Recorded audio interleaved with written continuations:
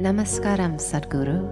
In this age of Kali Yuga, how would you introduce spirituality into corporate India?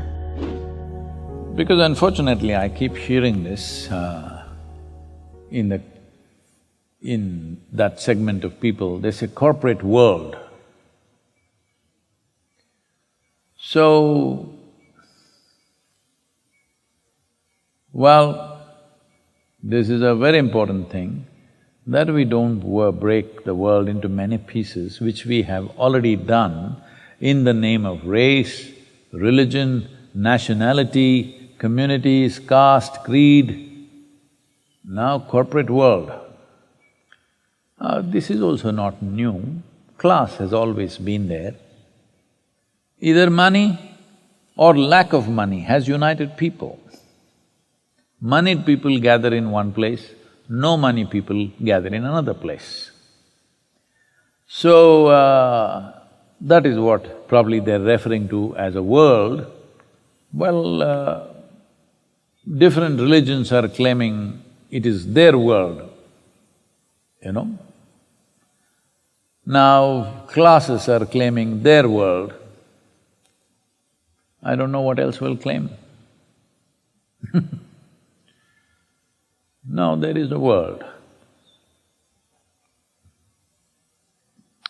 If you were a part of it, you would be a great contribution. But unfortunately, if you are not a part of it, you become exclusive.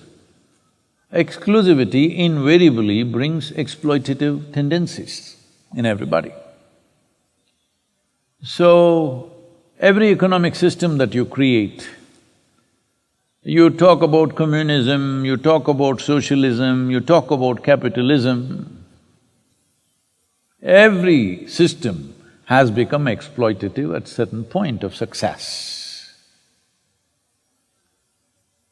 Either exploiting the very people that they are supposed to take care of, or exploiting somebody else who is not in the communist world or the socialist world or the capitalist world. Now, how to introduce spirituality to these people? Well, these people have found material success. That means, in many ways, a few things, not everything about their life, a few things they've gotten logically correct. So, it's very important that if spiritual process has to enter corporate world,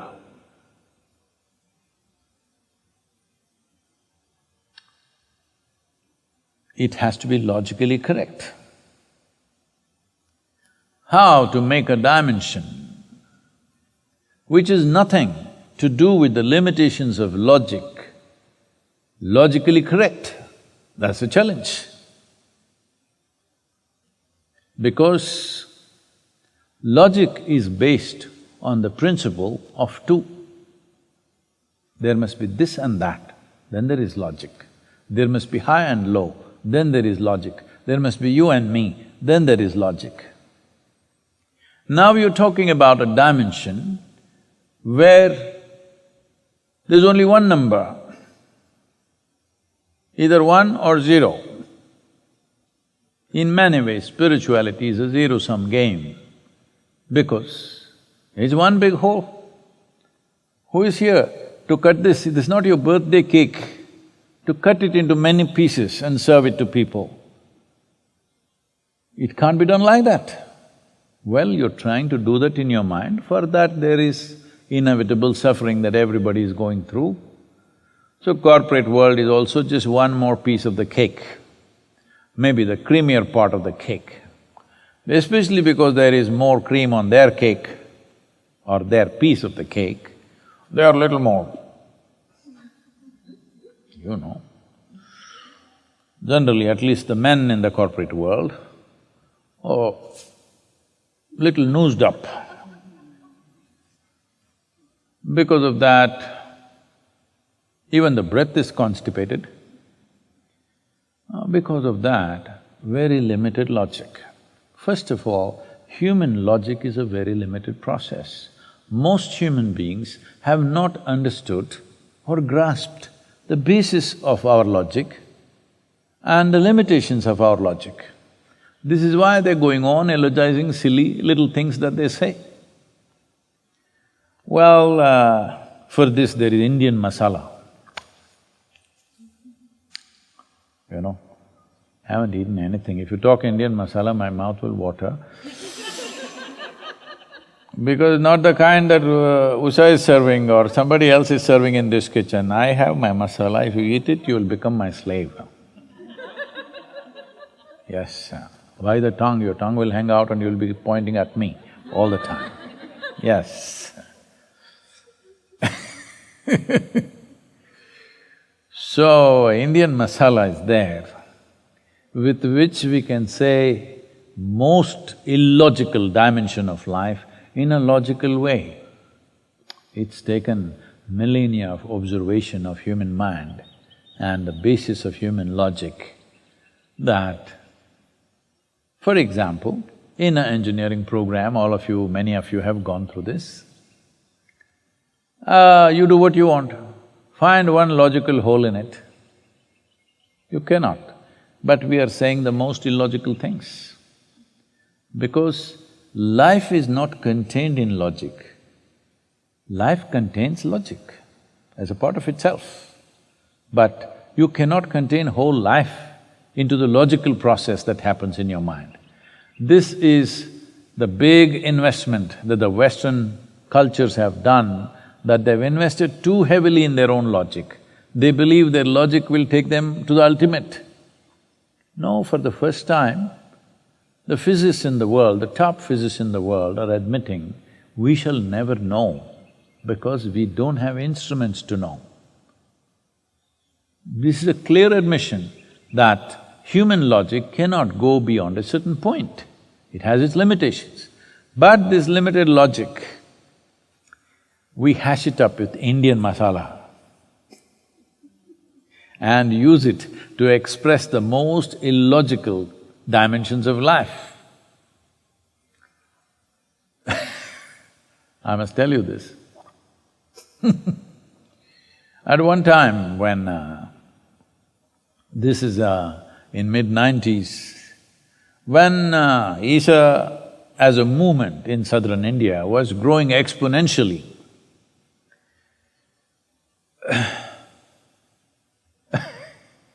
so, for the local people in Tamil Nadu, I'm somebody who landed up from somewhere, who doesn't know a word of Tamil, but bullying them with their own language, or saying all kinds of words which don't belong to Tamil but conveying what I want to convey. Even today I'm managing Tamil language with just 33 words of vocabulary. Then it was just 11. So saying all kinds of things, but it was logically correct. So they were taken by it and it was just growing. The state government got little nervous, who is this guy? He just anywhere he goes, thousands of people gathering, what's happening? Is he going to start a new political party? Is he going to contest elections? All these kind of things came up. So it seems they sent some intelligence officers to our programs. Maybe here also, I don't know if you're FBI. So they came and they did the inner engineering program, then unfortunately they got into the Bhava-Spandana program, and the horror of horrors, they got into the Samyama program. And then they submitted a report. After almost 2 years after this report was submitted, we found some access to the report because we didn't even know such a thing had happened. So these guys who reported, to put it in a brief form, they said, this first program is very good. You know what they mean. What they mean is, it's logically correct. Second program is little crazy, but all right. Third program, this must be banned. Because without doing anything, they're just sitting there and going crazy. Not doing anything, at least in the second program, they were doing something to go crazy. In the third program, they're doing nothing and they're going crazy, this must be banned. So, when I came to know of this, I thought this is a classic case of observation. It has to be logically correct. Tell me, is your existence logically correct? In the middle of nowhere, you don't know where this cosmos begins, where it ends. In the middle of nowhere, you're sitting on a little mud ball called Earth. It's just a tiny little mud ball. And thinking up all kinds of things sitting here. And whoever comes here, we call them an alien. Aliens have come. We are a microscopic, super microscopic existence, but any other life is alien to us. So this is our logic. It's absolutely illogical. Your very existence is illogical. There's simply no logic to your existence. We are trying to find meanings, no meaning. So, of course, with the corporate people, you have to say, you will be peaceful because they're never peaceful.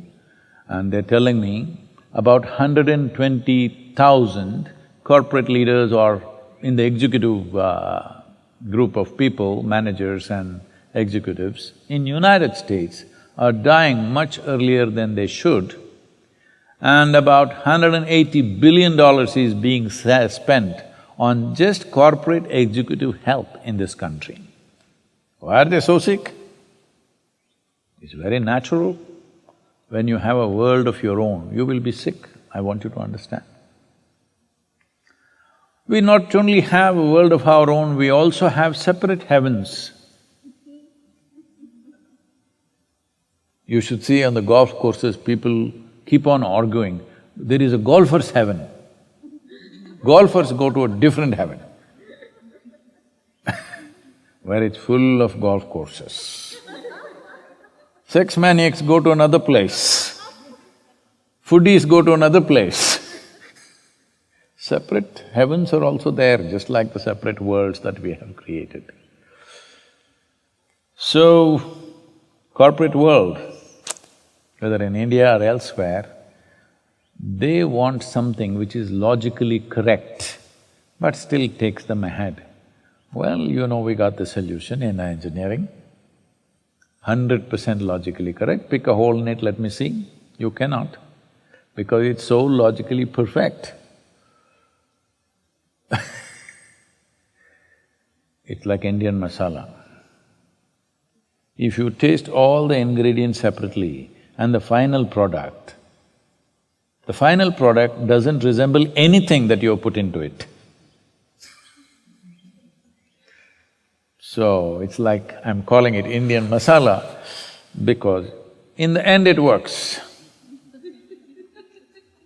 And that's all that matters